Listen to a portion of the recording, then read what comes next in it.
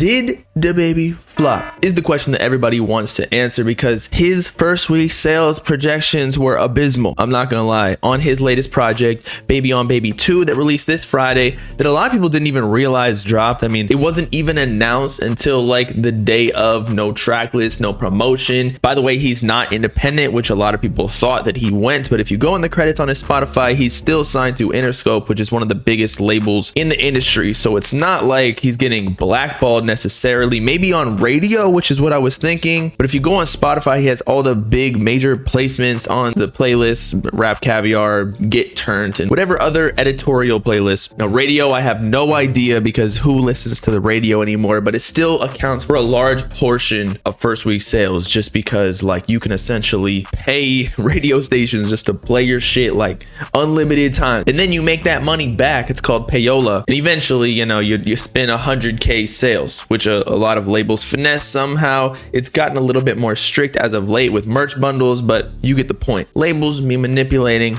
a lot. So maybe just the label wanted to let him fly outside of the nest completely organically, and that's why Dababy's sales are projected to only be 15K, which is actually less than Lucki with his Flawless Like Me album that is projected to sell 7K more. And as we all know, Lucki is like one of the underground goats from ever since like 2015. He'd been in the underground. So it's just crazy again to see an underground artist, even though he's picked up steam as of late, to be beating a mainstream artist. Yes, Dababy is for sure mainstream. I mean, he might have fallen off more recently, as you can see with these numbers, but he has like top 10 hits. 2020 was his year, basically. The pandemic, and the pandemic was everybody listening to the same flow every single song. Let's go! But I actually expected this because we got the first day numbers on Spotify alone, wherein Lucki was quite frankly beating Dababy by what, 800,000 streams. So that's already indicative of what the first week sales will be, given that you just multiply it by 7 or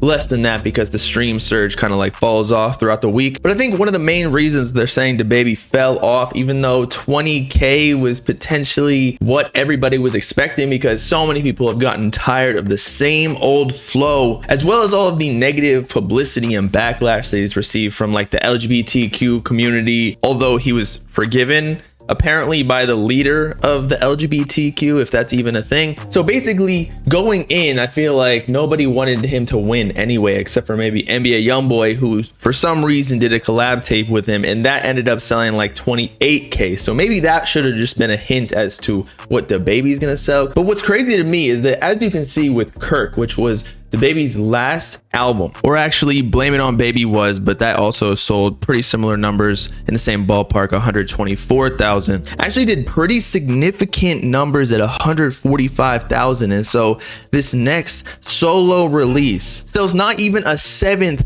of his previous album sales. Now personally, I don't think this album was all too bad. It wasn't anything crazy, but I wasn't expecting that because again, it's Dababy. It's not like he has that much variation in his songs. But with that being said, I just feel like nobody really cares about him anymore. They don't care about the negative backlash. They don't care how he mentioned that he smashed Megan Thee Stallion in one of his songs. They don't care about whatever Freddy Krueger mask he was wearing in the cover. It's just over with. And I think this just shows how fast a rapper can be like one of the hottest in the game, which Dababy was during 2020 and 2019, and how fast they fall off. It's only been 2-3 years, actually maybe 4. So if you're a rapper, just make the money while you can. Drop as many projects as possible because you can't really control it. Just sounds and music trends move expeditiously, and it looks like it's finally Lucki's turn. I mean, he's been in the game again since like the original SoundCloud era. He is one of the SoundCloud godfathers in my opinion, and Drake is shouting him out in his Instagram story. I know that he literally mentioned Aubrey, which is his name, but still, if he didn't like the song,